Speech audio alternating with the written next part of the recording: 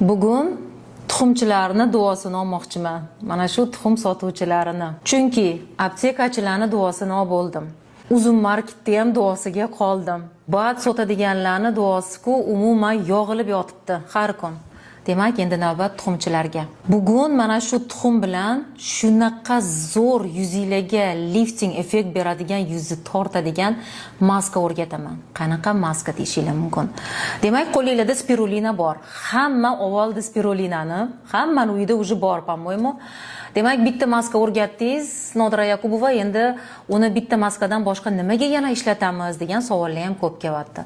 Sizlar uchun yangi maska o'ylab topdim. 4 ta spirulinani yana maydalaysizlar.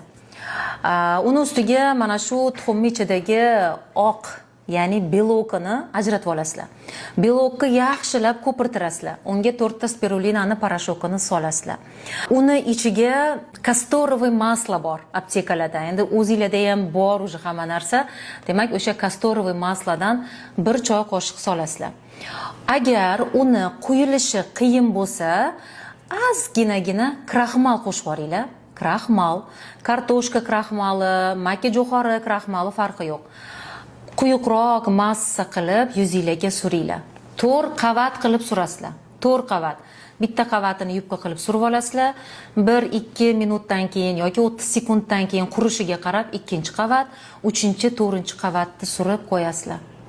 15 daqiqadan keyin maskani olib tashlab, yuzinglarni yuvib, do после даже rasm qilinglar, ko'rasizlar effektini. Dahshat yuz tortiladi.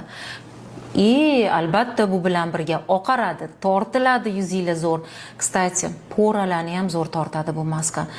Qilib, albatta tuxumchilardan tashqari sizlar ham duo qilib qo'yishni unutmanglar. Sog' bo'linglar, maza qilib ishlatinglar va yosharib, go'zallashib yuringlar har doim.